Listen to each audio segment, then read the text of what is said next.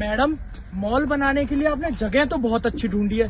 एक तो ये बिल्कुल ना ये सेक्टर के पास है और यहाँ पर कोई मॉल भी नहीं है और मुझे लगता है कि ये जमीन सस्ते में मिल जाएगी।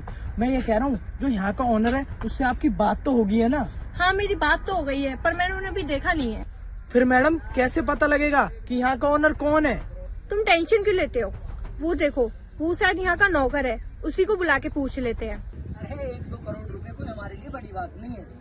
हाँ, तू डील कर, और अगर पैसों की कमी भी पड़े ना तो मुझे बता दियो। हाँ, कोई दिक्कत नहीं। ठीक है मैडम, बुलाओ उसे। अबे ओ गंवार, इधर आ। हाँ जी मैडम, बताइए क्या काम है? देख रहे हो आजकल नौकर भी मालिक बने घूम रहे हैं। मैडम, आप ये बेमतलब की बात क्यों कर रहे हो? आपने मुझे यहाँ क्यों बुलाया ये बताइए। एक तो अकड़ में ना बात मत कर, हम तेरी अकड़ नहीं सहेंगे। तू यहाँ का मालिक नहीं है। तू क्या सोच रहा है, कुर्ता पजामा पहन के तू अपने आप को मालिक समझ रहा है का? ओ मैडम, तुम ना ये कुर्ता पजामा देखकर मेरी औकात का अंदाजा मत लगाओ। बस तुम मुझे ये बताओ, तुम यहाँ आए क्यों हो? तुम्हें क्या काम है यहाँ? अच्छा, तो हम तेरे जैसे नौकर को बताएंगे कि हम यहाँ क्या करने आए हैं? मैडम, टाइम वेस्ट करके क्या फायदा? आप इसे बता दो ना, हम किस काम के लिए यहाँ पे आए हैं। सही कह रहा है तू। इसके पास खड़े होने से तो कितनी बदबू आ रही है, पता नहीं कितने दिन से नहाया नहीं होगा ये। मैडम की ना यहाँ के मालिक से बात होगी है, हम यहाँ पे बहुत बड़ा मॉल बनाने वाले हैं, तो आप प्लीज हमें बता दीजिए कि यहाँ का मालिक कहाँ पर है और हमारी बात करवा दीजिए उनसे। यार, एक आप हो इतने अच्छे से बात कर रहे हो और एक मैडम है, इनको बिल्कुल बात करने की तमीज नहीं है। आपको तो देख के ही लगता है कि आप एक अच्छे खानदान से बिलोंग करते हो। आप ना अपनी मैडम को भी थोड़ी तमीज सिखाओ कि इंसान से कैसे बात की जाती है। अच्छा, तू सिखाएगा मुझे कि मुझे किससे बात करनी है? मैं तो ऐसे ही बात करती हूँ, बता क्या करेगा?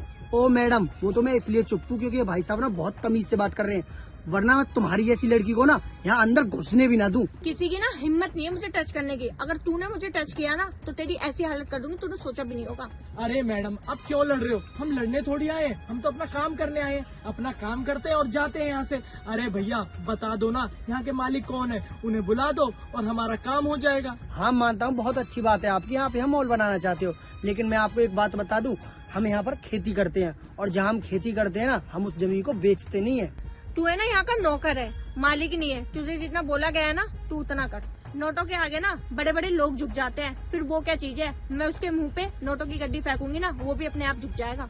हाँ मैडम, मैं मानता हूँ आपके पास बहुत पैसा होगा और आप हर चीज खरीद सकती हो, लेकिन मैडम तुम्हें एक बात बता दूं, पैसों से ना इंसान की नीयत नहीं खरीदी जा सकती।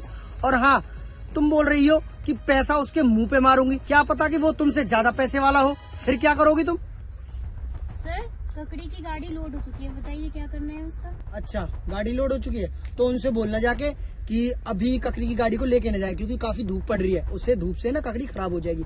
उसे करीबन रात को 11-12 बजे के करीबन निकाल देना, सुबह तक मंडी में पहुंच जाएगा। ओके? तुम ये बात इस नौकर से क्यों पूछ रहे हो? ये बात तो तुम्हें यहाँ के मालिक से पूछनी चाहिए ना। मैडम, आप यहाँ पे नई आई हो क्या?